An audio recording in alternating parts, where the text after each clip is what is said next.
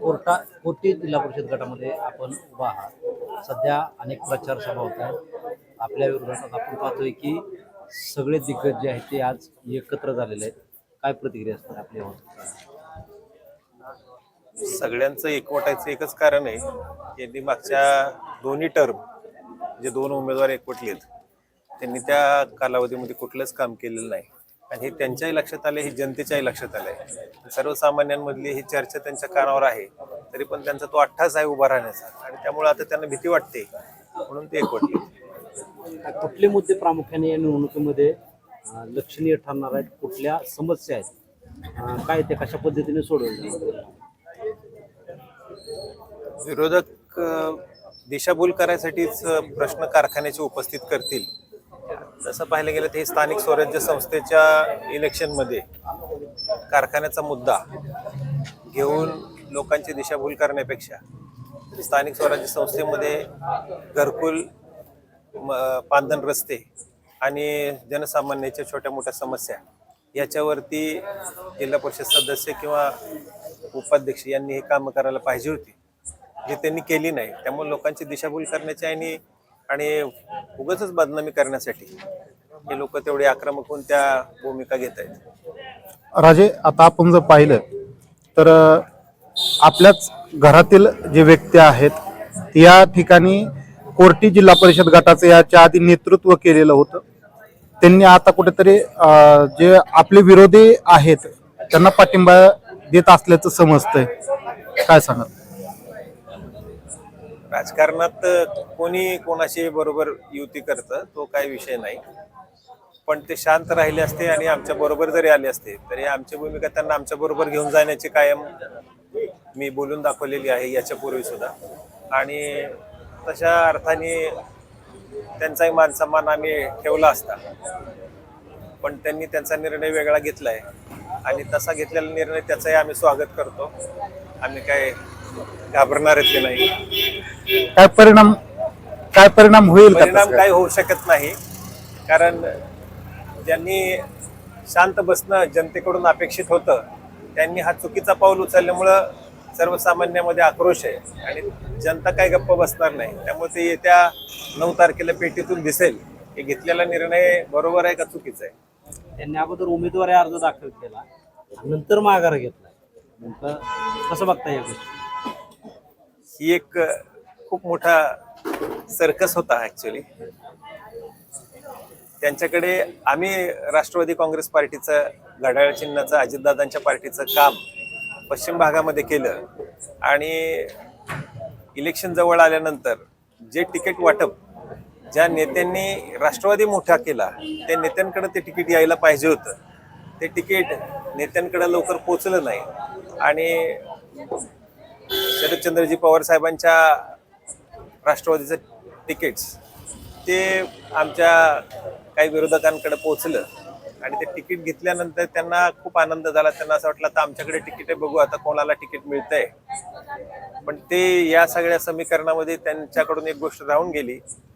त्यांच्याच पार्टीचे नेते आदरणीय नारायणआबा पाटील साहेब त्यांनी वेगळी भूमिका घेण्याची ठरवली होती आणि ही भूमिका त्यांच्या लक्षात आली नाही आणि म्हणून त्यांनी त्या तिकिटावर उभा न राहता तुतारीवर उभा राहण्याचा हट्टास केला. आणि नंतर त्यांच्या लक्षात आलं की करमाळा तालुका विकास आघाडी ही काय फुटिंगवरती बनली आहे आणि याचा बेनिफिट हा नारायणआबांना कसा होणार आहे आणि हे जनता ह्याच आघाडीला उचलून धरणार आहे.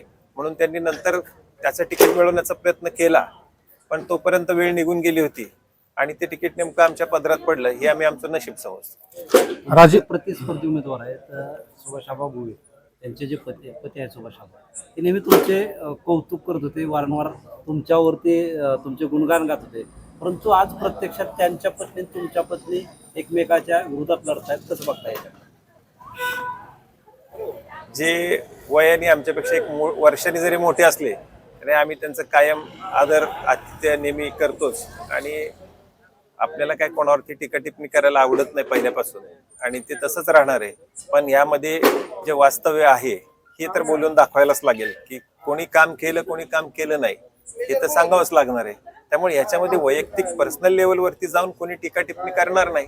त्यांचा मान सन्मान त्यांच्याजवळ, आमचा मान सन्मान आमच्याजवळ. त्यामुळे या इलेक्शनच्या प्रक्रिया पूर्ण पाडेपर्यंत आम्ही याची कटाक्षाने ह्या गोष्टी पाळू की आमच्याकडून ही कुठली टीका टिप्पणी कोणावरती होणार नाही, पण वास्तव्य जनतेच्या समोर आल्याशिवाय राहणार नाही. या गटाची निवडणूक शेतकऱ्यांच्या ऊसाभोवती फिरू शकते तुमच्या? तसं मला वाटत नाही, कारण आता ऊसाचे दिवस गेलेले आहेत. ही 2012ची गोष्ट होती. लोक आता केळीच्या क्षेत्राकडे वळलेले आहेत. त्यामुळे आता कारखान्यांना जे 180 दिवस चालवायला लागतात प्रॉफिट रीच होण्यासाठी, तर तेवढे आता दिवस कारखाने चालत नाहीत. 130 कटाक्षाने तेवढेच चालू शकतात आता. आणि त्यामुळे कारखानदारी आता अडचणीत यायला गेली. त्यामुळे आता उलट कारखानेच शेतकऱ्यांच्या मागे पळणार आहेत. त्यामुळं तो जो वेटीस धरण्याचा जो मुद्दा आहे की तुमचे कारखान्यातला ऊस नेऊ किंवा आम्ही अडवू, याच्यावरती लोकमत काय ठरणार नाही. फक्त जे 4-2 टोळीवाले जे आहेत, ज्यांना उचली दिल्यात वगैरे, त्या 4-2 लोकांवरती प्रत्येक गावामध्ये थोडासा तो दबावाचा प्रयोग करतील. पण ते सुद्धा लोक शेवटी काय कोणी कोणाचा हात धरत नाही. बटन दाबताना कोणाचं धरले, हे बटन दाबले हे काय कळत नाही. त्यामुळे त्याचाही काय उपयोग होऊ शकत नाही. राजे, पश्चिम भागाचा जर विचार केला करमाळा तालुक्याच्या, तर यामध्ये प्रामुख्याने पाहिलं तर प्रत्येक वेळेस पाटील गटाचं या ठिकाणी वर्चस्व राहिलेलं दिसून येतं. आणि आपण ही जिंतीकडच्या भागामध्ये आपलं ही सामाजिक कार्याच्या माध्यमातून बरेचसं वलय आपण त्या ठिकाणी निर्माण केलेलं आहे. कशा प्रकारे ह्या सर्वच म्हणजे ह्या सूत्रांकडे कसं पाहताय, की सगळंच विजयाचं म्हणा किंवा राजकीय सामाजिक सूत्राकडे कसं पाहताय? एकट्या नारायणाबाच्या गटाचं 11,500 मतदान या गटामध्ये आहे. आणि 2 नंबरला संजय मामांचं आहे 7,000, आणि बागल पाटीलचं 5,000 हे 3 नंबरला आहे. त्यामुळे ऑलरेडी जे सर्वात मोठं लोकमत असणारं जे गट आहे, त्या गटाकडून आम्हाला उमेदवारी आहे. आणि आमच्या कामाचं सुद्धा पोचपावती लोक आम्हाला त्या निमित्ताने या इलेक्शनच्या माध्यमातून देतील. त्याचं काही ॲडिशन होईल असं म्हणून हे दोघं जरी एकत्र आले तरी सुद्धा आमचं लोकमत त्यांच्यापेक्षा जास्तीच असेल, एवढं मी तुम्हाला सांगू इच्छितो. वहिनी साहेब, तुम्ही होम टोम दौरा सुरू केलेला आहे, कसा प्रतिसाद मिळतोय? खूप छान प्रतिसाद मिळतोय. लोक माझे सासरे बॉबी राजे भोसले यांचं खूप कौतुक करत होते आणि त्यांना खूप मानतात.